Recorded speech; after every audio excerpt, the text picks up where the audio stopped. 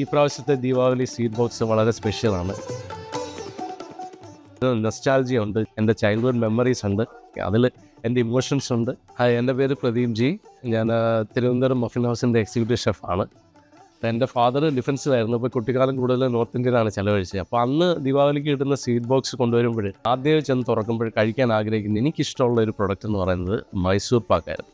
കഴിക്കുമ്പോൾ വായിൽ കഴിഞ്ഞ് മെൽറ്റായി പോകുന്ന ഒരു ഫീലിംഗാണ് ഉണ്ടായിരുന്നത്. കഴിച്ചു കഴിഞ്ഞാൽ അലിഞ്ഞു പോകുന്ന ഒരു മിൽക്കി ടേസ്റ്റോടുകൂടി ആ ഒരു ടേസ്റ്റ് എനിക്ക് ഒരിക്കലും പിന്നീട് കഴിക്കുമ്പോൾ എനിക്ക് വേറെ ഒരു പ്രൊഡക്റ്റിലും കിട്ടിയിട്ടില്ല. എനിക്ക് ആ ഒരു കഴിച്ച ടേസ്റ്റ് കിട്ടണമെന്ന് എനിക്ക് വളരെ നിർബന്ധമായിരുന്നു. അങ്ങനെയാണ് ഞാൻ ഈ റെസിപ്പി ക്രിയേറ്റ് ചെയ്തിട്ട് സ്പെഷ്യലായിട്ട് ക്രാഫ്റ്റ് ചെയ്തിരിക്കുന്നത്. ഞങ്ങളുടെ മഫിൻ ഹൗസ് ട്രിവാൻഡ്രം മഫിൻ ഹൗസിൻ്റെ മൈസൂർ പാക്ക് കഴിച്ചാൽ ഞങ്ങൾ വായിലിട്ട് കഴിഞ്ഞാൽ മെൽറ്റായി പോകുന്ന ഒരു കൺസിസ്റ്റൻസിയിലാണ് നമ്മൾ ചെയ്തിരിക്കുന്നത്. ഇനി അലിഞ്ഞു പോകുന്ന ഒരു കൺസിസ്റ്റൻസിയിലാണ് നമ്മൾ ചെയ്തിരിക്കുന്നത്.